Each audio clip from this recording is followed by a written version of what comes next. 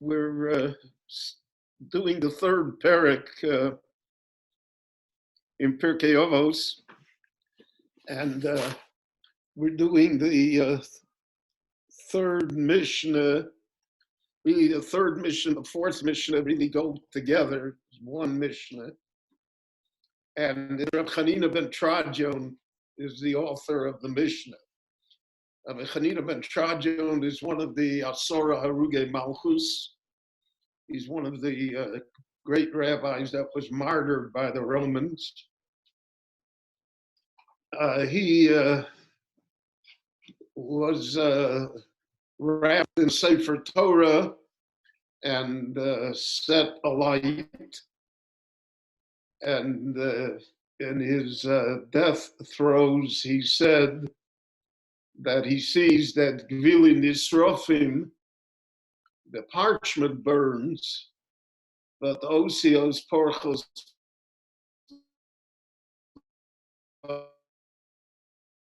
a symbol of eternity, of Torah, and of the soul of human beings. We all have eternity within us. And even though as we undergo now all of the privations of our current situation, we should think of ourselves in terms of eternity. And the eternity is reflected in all sorts of different ways. So first of all, there's always the eternity of family. Rabbi Chanina ben Trajon had a daughter, Ruria, who was the wife of Rabbi Meir, and is one of the great women of the Talmud. The Talmud teaches us that she lectured in the yeshiva, which is pretty amazing even in our time. And she reflected that eternity of her father and of Rabbi Meir as well. And she was of great optimism. She said the posuk at the end of Borchi Nafshi that we recite, Yitamu chatoim min haaretz u'rishoyim modeinom. So it says chatoim, sins. She said chatoim ne'amar, chotim lo ne'amar. Didn't say sinners. Because the destruction of sinners means the destruction of the world. So she said, what we want is to destroy evil. Concept of evil. And that we do through the concept of eternity. Because evil only survives tactically and temporarily. Takes on different forms, reflected through different people and countries and nations and ideals. But it always is only temporary. In the long sweep of history, there is nobody that gained permanence through evil. But through goodness, there's always eternity. And therefore, Osios Porchos Ba'avir, the parchment burns, but the letters never burn. The letters just float. And it's a Jewish concept regarding souls as well. That souls exist somewhere. They float in the air. They influence us through our memory, through all sorts of different ways, through our subconscious. they're always with us. So even though many of our beloved ones are no longer present with us physically, but all of us know that they are always with us. And that's a strange concept. It causes us unease, but at the same time, it causes us comfort. So what does Benino Ben Trajan have to say about eternity? That has to do with how we see ourselves in this world. Because most of the time in this world, we think we are not engaged in eternity. We're engaged in small matters. Our work, go to the post office when there is a post office, going shopping, whatever appointments we have. So to us, those are all small things. But the Bali Musa used to say that by great people, there are no small things. I think that's one of the reasons that we see in the Medrash that Yaakov Avinu crosses the river again, Pachim Ktanim, in order to retain small vessels, pitchers that he had there. Yaakov Avinu is a multimillionaire. Yaakov Avinu doesn't need the small pitchers. Why should he do that? Because by Yaakov Avinu, there are no such things as small things. Everything has a great purpose. And how we behave, so to speak, in the small things determines how we are in the great things. Because all the small things add up to the one great thing that we call life. And that's an attitude that gives meaning to life, because then we feel that somehow we are not wasted. We're not bogged down by all of the petty things that occur in our lives, because we are uplifted by everything that happens to us, good or better. And our decision whether what we do is important or not important many times is flawed. What we think is unimportant ends up being important. And the Gemara says, for instance, that why was Nebuchadnezzar, the emperor of Babylonia, granted 4 generations of imperial power? So the Gemara says that he wrote a letter he was a scribe, he was really like the secretary of the previous emperor, Sancherib. And Sancherib wrote a letter, wanted a letter written to the king of Israel, diplomatic correspondence. So they had a formal way of writing it. So he wanted to say the great God of Israel. And Nebuchadnezzar, the scribe, when the messenger came to, when the FedEx guy came to take the message, he called him back. He took 4 steps. 1, 2, 3, 4. He called him back to make sure that the title to the great name of God was in the message correctly.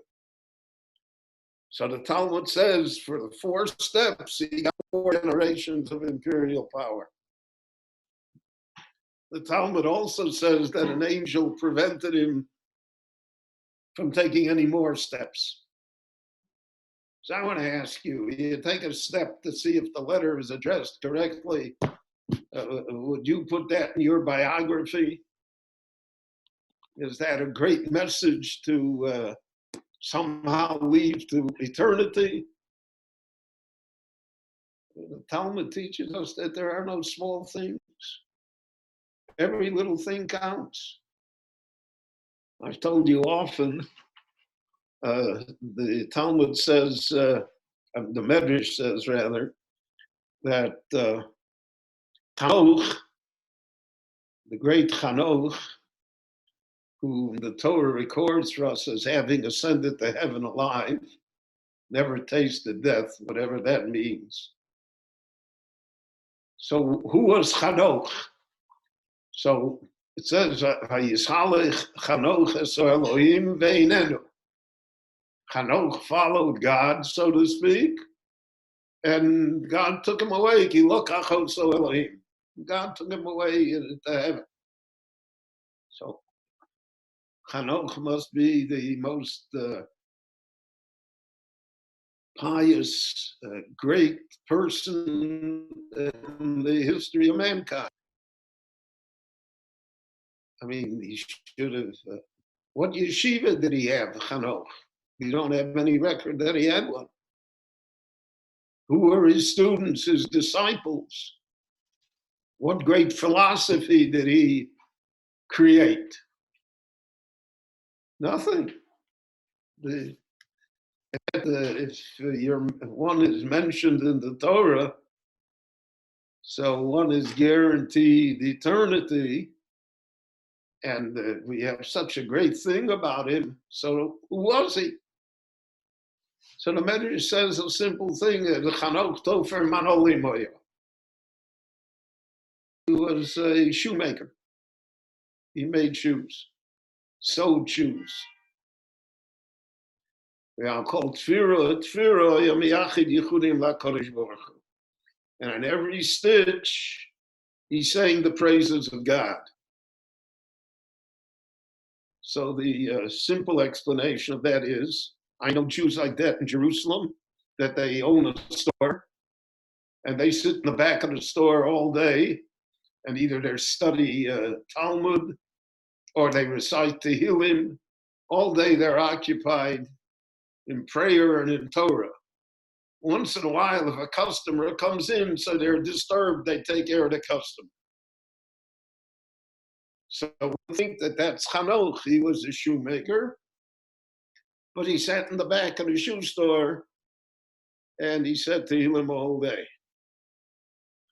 But Rabbi Yisrael Salanter, in his inimitable fashion, says that that is an incorrect assessment. What does it mean? I'll call tfira, each and every stitch. He says Hanoch was a very good shoemaker. Every stitch was perfect. When you give a customer the value of the item that you're selling him, when somebody comes to buy a pair of shoes and you give him a pair of shoes that are stitched perfectly, that's singing the praises of God. That's holiness. We have a very narrow view of these things. Our view is, what shall I say, synagogue-oriented, yeshiva-oriented, knowledge-oriented. That's where there's God, right? But in the marketplace, he isn't there. You go to Machne Yehuda, that's not, that's nobody figures that that's a godly experience, even though it is. And the Torah, Chanina ben Trajan came to tell us that that's eternity. That's Osios Porchos Ba'avir. Yeah, the letters are eternal. So there are no small things in life.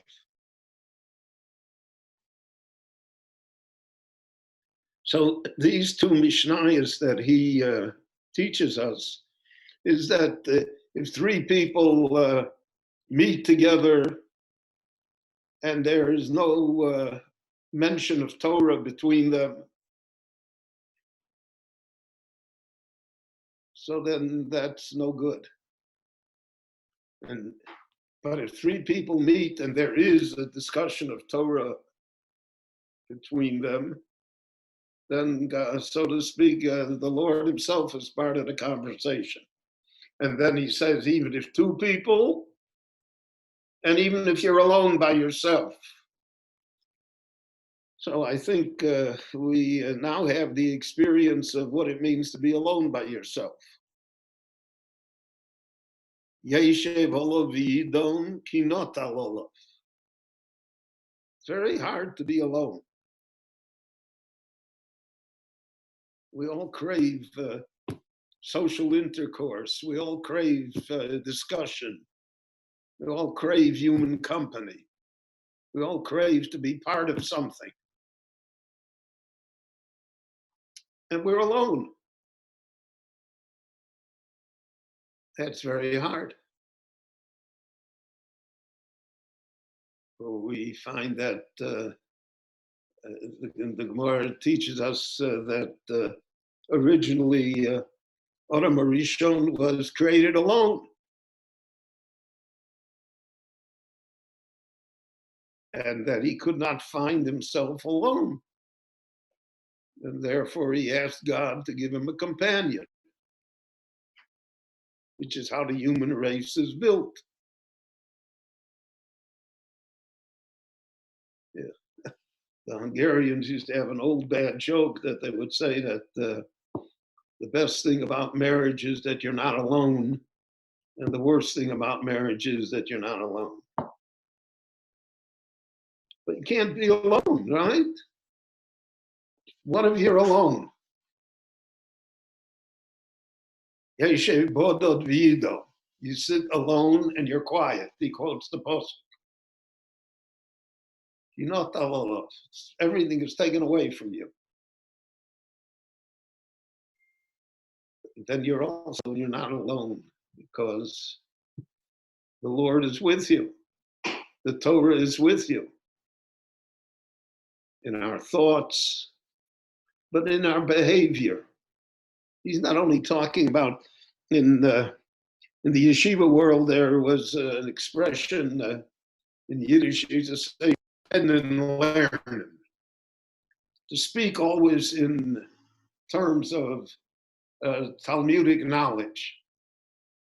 We find that in the Talmud itself, that this and this person is walking along the road and he sees a child, so he doesn't ask the child, where are you going? What do you, tell me what pasuk in Torah did you learn today? And when they met adults and others, so then they said to them, so what did you study today? What are you learning? They always, Torah was their basic conversation piece. I remember there was a famous Rav that I knew well in America and Canada, Rav Hirschbrum's Zecher Tzadik Levrocha, was the Rav of Montreal, who was a genius with a photographic memory, a great Talmudic scholar. So whenever he would meet somebody, he would say, what page of the Talmud are you on now? What are you studying? And the man, unaware whom he was talking to, would say, well, I'm learning Bava Kama, I'm in Meruba. So then he would say, okay, now let's learn. And he would start any page that you wanted. That was the conversation. So that's one concept of Ein B'nei Divrei Torah. But that's a very hard concept to live up to. Not all of us are Rabbi Hirschbrink. And not all of us are capable or have the background or the ability to be able to spout Torah at the drop of a hat. If you sprout Torah, you can't drop the hat. But anyway, you know what I mean. So what does he mean here? He means again that life is important. It's of great value. Don't waste it. So even if you're doing small things, see it as though you're doing great things. Even though you're doing things that don't appear to be of great value, you have the right to transform it into something of great value. I remember when I was a Rav in Monsey, so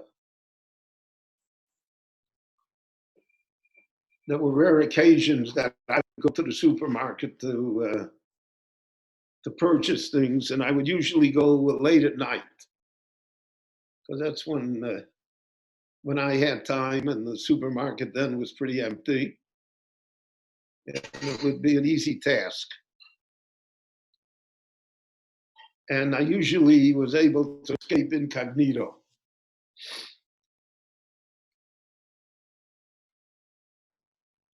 And once I went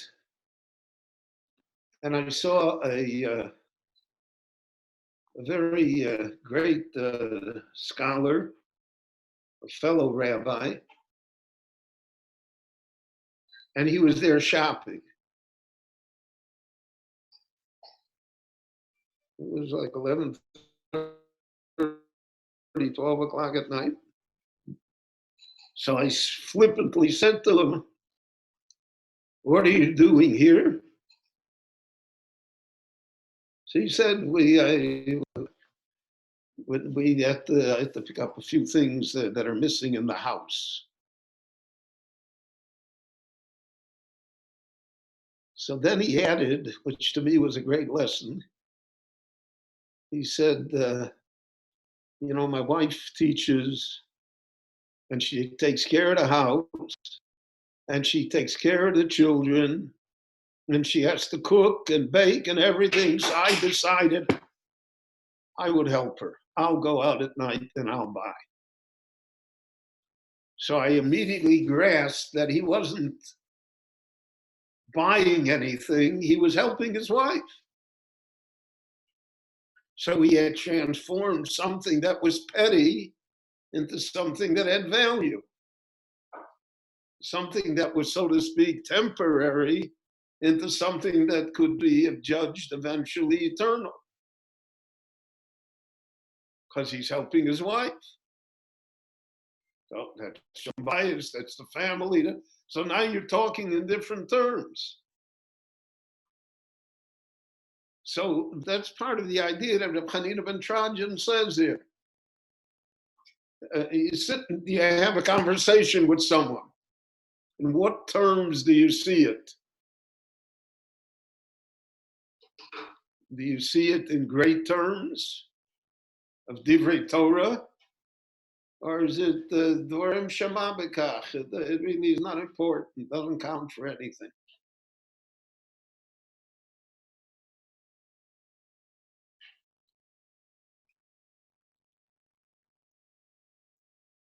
So I remember as a child that my father and I would learn every day. I came back from public school at 3 o'clock, and then at 3:30 we would sit down to learn. My father never had any degrees in education, so he didn't know better. So we would I learned Gemara at 6. I learned Sosachoshen at 9. It was always whatever he wanted to learn.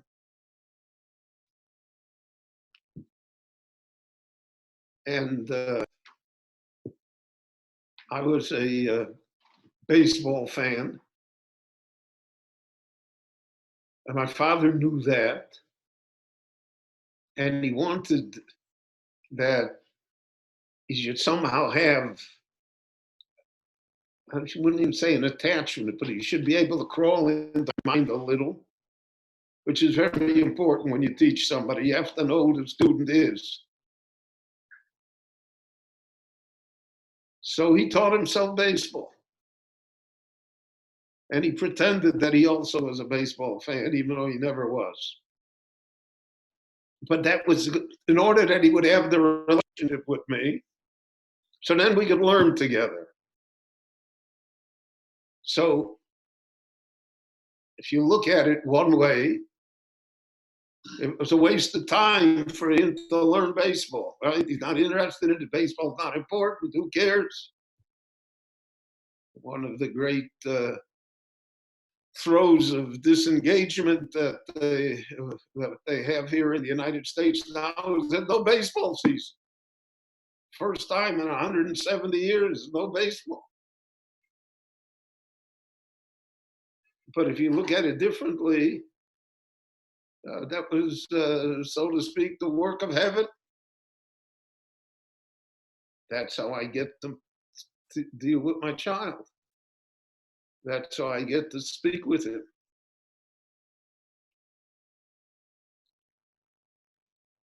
So it all depends on your attitude. What do you think you're doing? What's the framework of what your action is? My mechutin, Rabbi Geringer, Zechron Levracha, once told me that he had a Jew in his shul that his son, a teenager, became a card player. He was like an addict to play cards, poker, whatever it was. So the father is the same type of story. The father taught himself poker, and he used to play poker with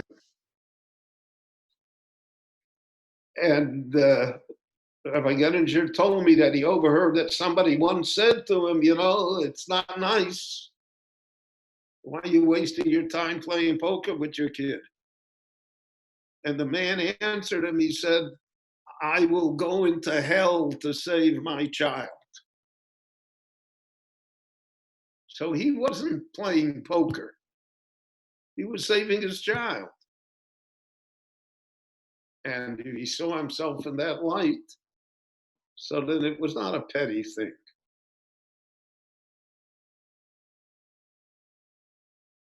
The Gemara says, Rabbi Akiva said, Shot nevelto b'shuka al titztarech labrios.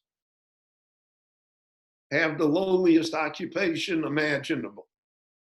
Be a skinner of hides in the public market, which was the most entry of all entry jobs. But you don't have to come on to anybody else. You're supporting yourself. So what Rabbi Akiva meant in that is also the same idea. Don't see yourself as a skinner. See yourself as someone that does not depend upon others to live. See it, I'm making myself self-sufficient. I'm able to do it. So that's, you're doing, again, holy work. So that's Divrei Torah Beineim, right? So 3 people meet. What's their purpose? Their purpose is to do words of Torah, ideas of Torah, even if they're doing a menial task. And 2, and even 1 alone. And the second Mishnah says the same idea. If they sit down to eat, so if there are no words between them, meaning there's no purpose. They don't, it's like an animal in the trough. You're feeding it. So that's zivchei mesim. So that's no value. But if I eat for a purpose, to be healthy, to be able to do things. If you don't eat, you can't do. So that it has a purpose, has a holy purpose, transform the air. And that's why when it comes to food, there are so many halachas. You can't eat without brachas, and this bracha, and that bracha, and you have to bench at the end. And there's a period of time between dairy and meat, and a whole plethora of halachas. Sit down and eat. The Torah doesn't want you just to sit down and eat. The Torah wants you to eat for a purpose. And therefore, there's special food for Shabbos, there's special food for Yom Tov, and there are days that you don't eat because of the fact that that becomes the purpose. So Erev Yom Kippur, it's a mitzvah to eat. Yom Kippur, it's a mitzvah not to eat. So God, make up your mind, eating or not eating. It's the same purpose. It's the holiness. It's the Osios Pochos Ba'amir that I'm looking for. That's what drives me. There's a great Chassidish story of the Baal Shem. Only we Lithuanians appreciate the true Hasidic stories. So the Baal Shem had a dream. And in the dream, an angel told him to go to this and this town and to spend the Shabbos with this and this person. So the Baal Shem went to the town and he figured that the man he's staying with is the Rav in town, he's the Talmid Chacham in town, he's the pious Jew in town, he's the wealthiest man in town. It ends up that the person he was looking for is a simple peasant, a Jew that barely knows olive bays. And this Jew does nothing but eat. He's got the world's greatest metabolism. So in breakfast they're fresh, and then lunch and supper and over, and snacks in the middle of the man's as big as a house. So Hashem says, that must have, that the angel that sent me must have got it mixed up. What am I supposed to do here? What am I supposed to learn from him?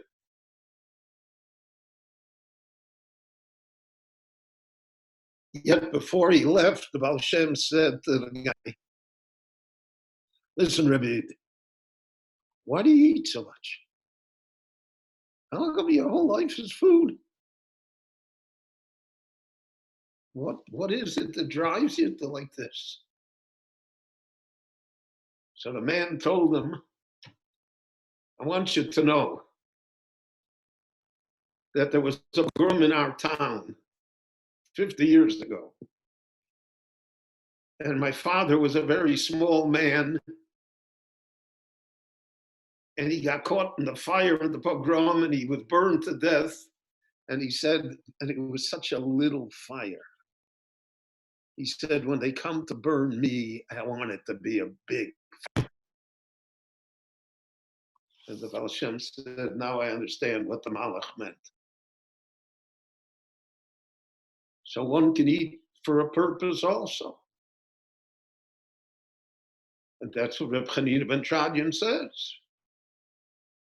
But if you eat without a purpose, so then it's Zivchemes. He brings the posik in Yeshayahu, Lolo Ashulchanos Ki Tzola B'li Makom. Filthy. So, for instance, in Rome, people ate for the sake of eating and vomiting and then eating again. There was a separate room called the vomitorium in every house. And you have 16-course dinners and all of these things. So that's eating l'shem eating. But we don't eat l'shem eating. That's why you make a bracha before. And that's why we bench afterwards. because then it no longer is just eating. It's doing a purposeful act in the preservation of ourselves in order to serve our Creator and other human beings. And therefore, we have a bracha for everything. I mean, just think of it. And you'll excuse me, but nobody else in the world makes blessings about going to the bathroom. But that also is part of the story.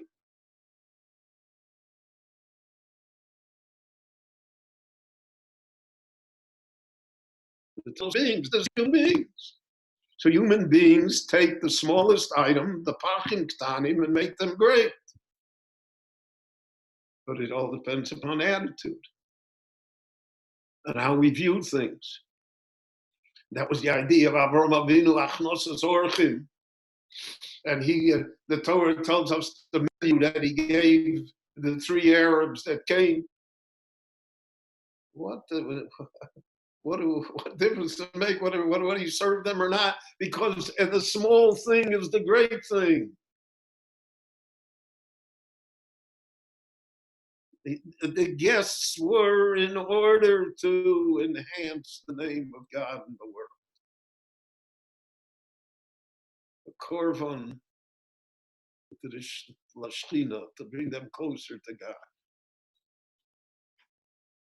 So these two Mishnayos, Reb Chanina ben Trajan, have that ultimate aim. That things that we think are ordinary can really be extraordinary.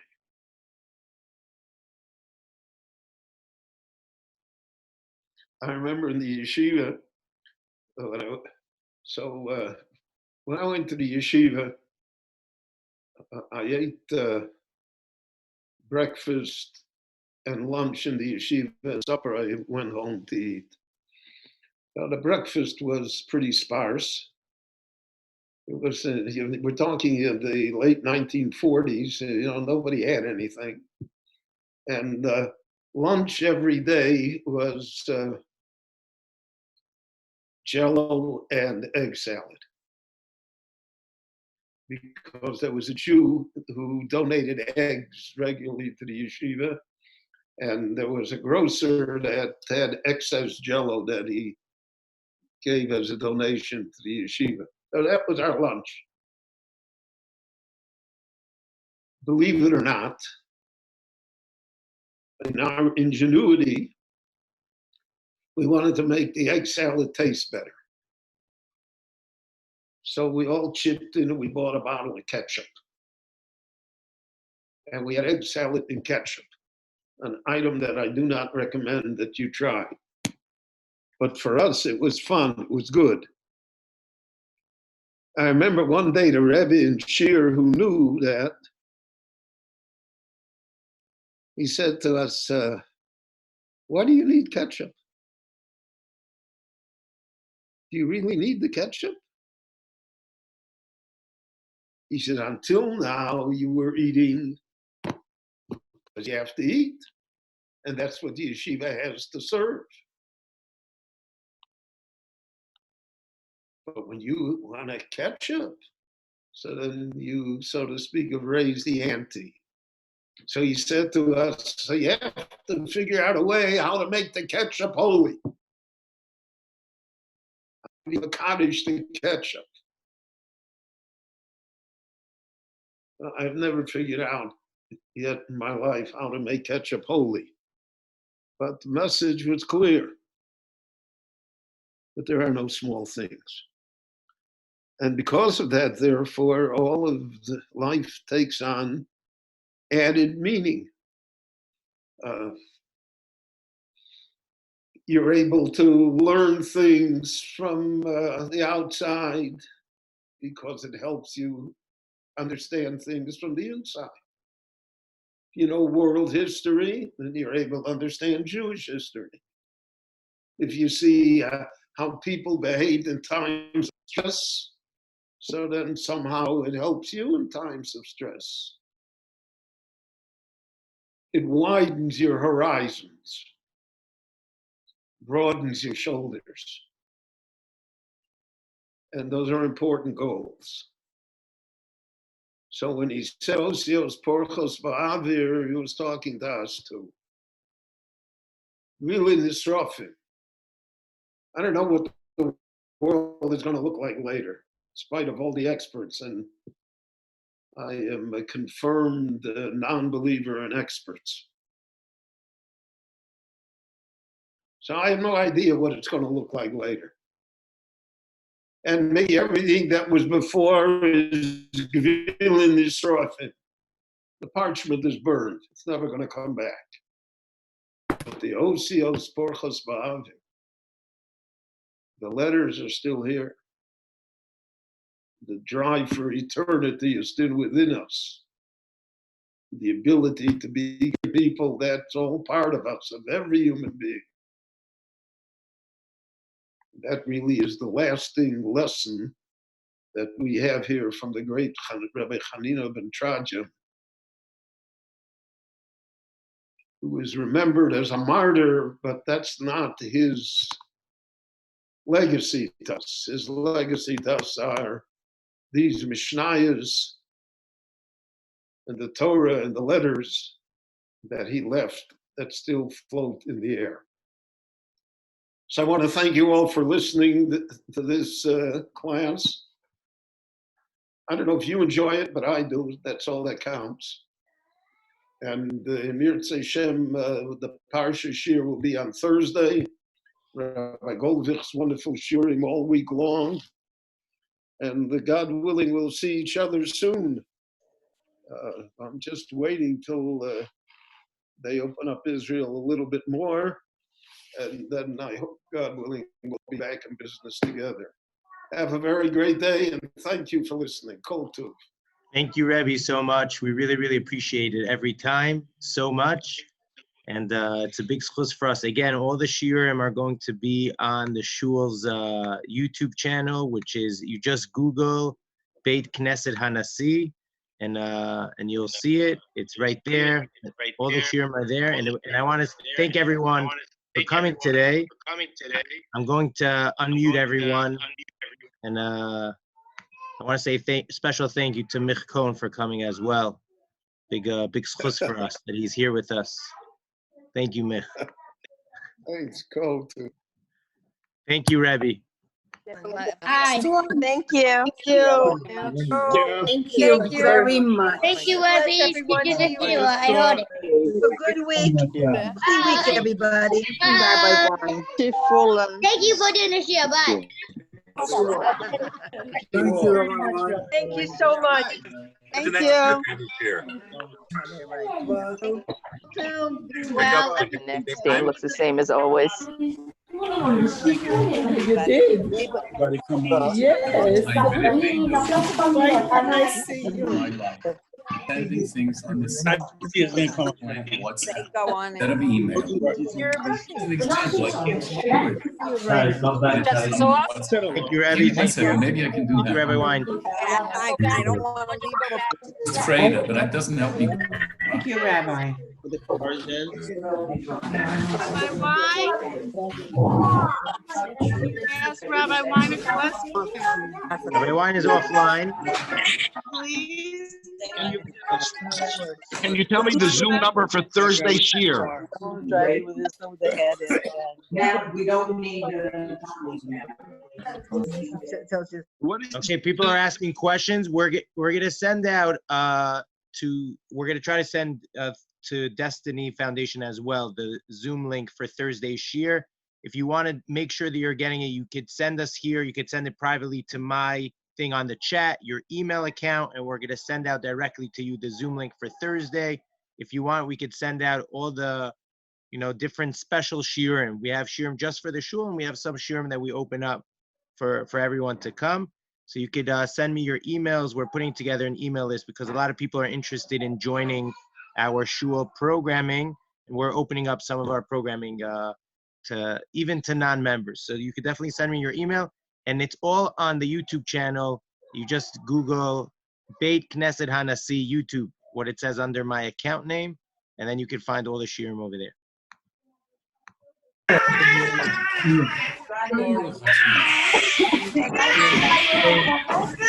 Send you the Julian. email.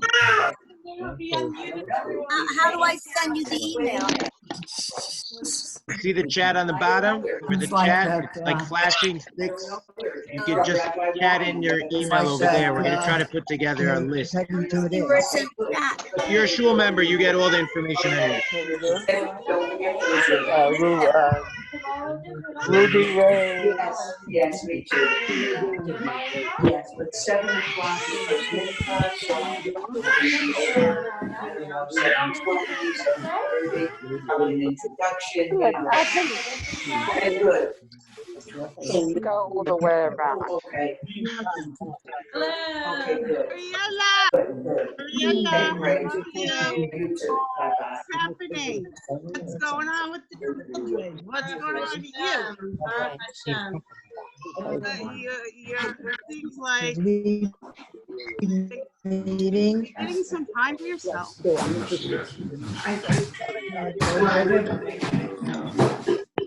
Getting used to reality, huh? You're getting used to it. No, we have another one.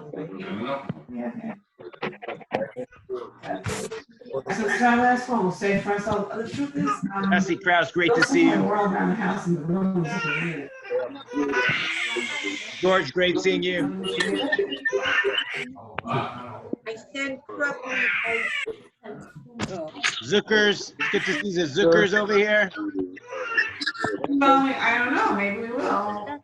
Yeah, we will. Rabbi Goldberg. I mean, I don't think we have, like, how many are in that other one, like 6, 7? We don't do some math there. Yeah. Write it to me on the chat. Yeah, write it to me on the chat. It's hard to hear now. Yeah, but how do you send it? Like you push chat, And then you hit and then enter. what? And then what? And then you can send it either privately or to everyone. No, I know, but how do you send it? You push chat again? No, and then you just hit enter. I can't find chat on my screen. I see the chat, but I don't see no enter.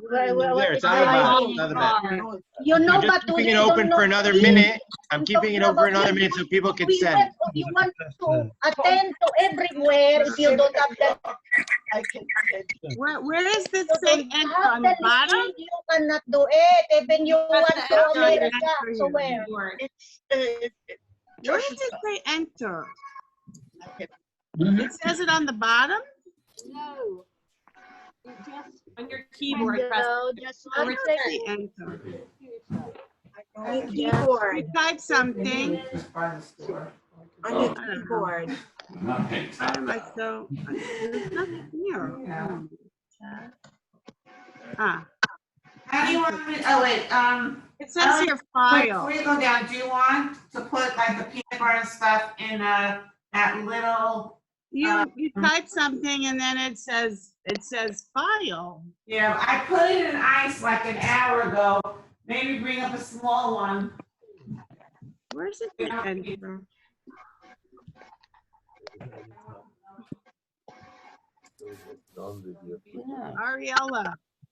Ariella, send me a chat and I'll try to send you one. Okay, I mean, we have your email, right? Like you're on the email list, so. No, but like, okay, so I wrote something 2 times and I tried to send it. Did you get it? I think you send to everyone. If you, I said one that says, what do you do when your kid's smoking cigarettes? Because he was talking about like identifying with your child. Did anybody see that? Yeah. No. You saw that one? No. You saw that chat when I said that? Okay, good. Good challenge, huh?